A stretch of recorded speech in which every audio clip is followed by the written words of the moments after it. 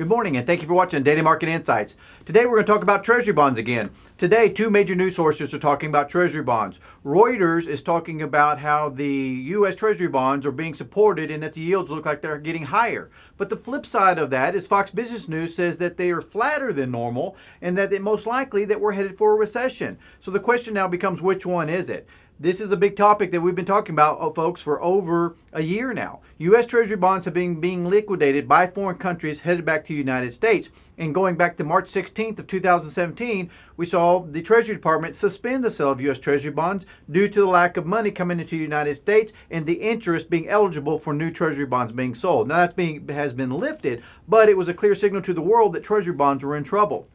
Several weeks ago, actually about a month and a half ago, Jerome Powell, the new Fed chairman, stated that we were going to have to raise interest rates. Interest rates were going to be raised in the interest of balancing the Federal Reserve's balance sheet, meaning taking these treasury bonds that have come back to the United States and raising the interest rate, making them more appealing, and clearing the Federal Reserve's balance sheet, being sold, enticing someone to get them off the balance sheet. If interest rates are not going to be raised, which they're now stating today on multiple news sources that they're going to stay status quo, what that means is we're going to see more volatility in the stock market. It means the stock market is probably going to come down. It's probably going to stabilize, and then we're going to see the stock market come back up again because it means that money will continue to stay cheap, and it is one of the ways that we're going to continue to stimulate the economy.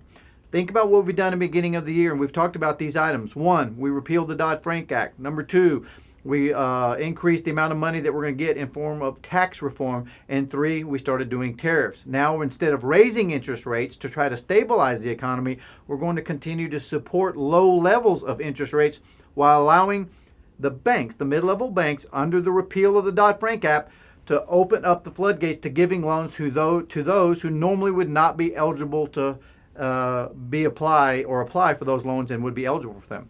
This is a big deal, folks. This means that we're in a lot of turbulence and a lot of trouble here, and they're scrambling and they're grasping at straws to be able to come up with a decision on what they need to do. When you start seeing the miscommunication from multiple news sources such as Fox and then Reuters, both saying two opposite ends of the spectrum here, it means they're confused as well. Not that they're confused, it just means they've got viewpoints from analysts that are different opinions or opinionated in regards to what's going to happen in the economy.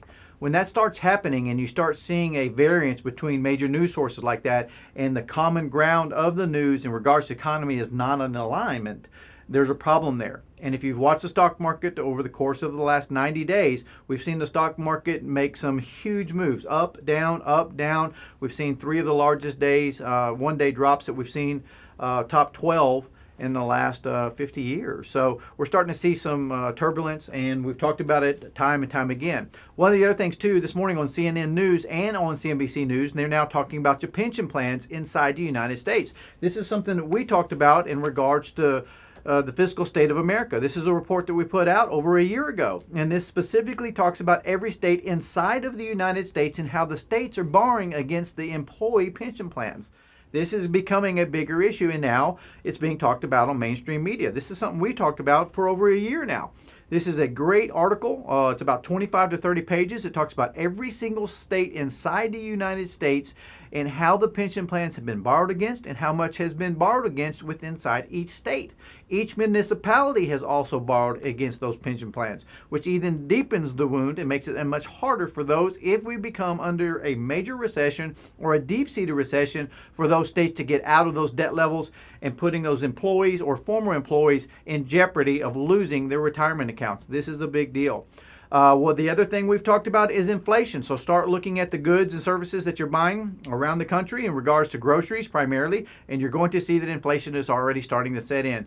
That means that the economy of the United States is not as robust as it should be. It means that the value of the U.S. dollar is declining, and for that, vendors will increase the price of their goods to make up on the loss of the dollar that they would normally look at. This is something that we normally do not look at from a consumer.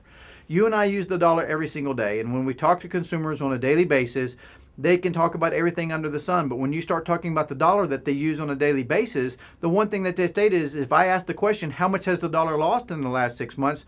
They can't tell you. How much has the dollar lost in the last 3 months? They can't tell you. How much has it lost in the last 30 days? They can't tell you. It's something that you're using on a daily basis, and you need to be aware of what's going on with the dollar.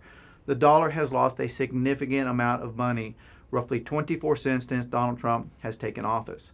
Each new president that comes into office sees a parabolic rise in the value of the currency. New stability, new change typically means an increase in the value of the dollar. The dollar is sitting at about 89 cents. We've lost a significant amount of value on the US dollar in a very, very short period of time. To put that into perspective is that the US dollar in the course of a 08 to 2011 lost 33% under that recession. In 2000, the dollar lost roughly 27 cents on a dollar over a 6-year recession. We've lost 24 cents in a year and a half. That's a big, big loss, and that is what is contributing to the instability inside the United States. And also, over the past couple of weeks, this is something we're going to talk about this week, is the G20 Financial Summit that is now taking place. The top financial leaders around the world, including the International Monetary Fund, are talking about the United States and the overall debt that it is holding. That's not a group you want to be messing with, and most of them are not in support of the United States and some of the measures that are being taken place, and our allies are at the forefront of that with some of the decisions that are being made here in the United States. We don't really want the International Monetary Fund or the G20 Financial Summit making implications towards the United States. It could be crippling to the United States. With more of that information coming on our next show. As always, thank you for watching Daily Market Insights. Again, call in or click on the link and get your free copy of the Fiscal State of America. This will give you some more information in regards to the pension plans inside the United States. And as always, thank you for watching Daily Market Insights.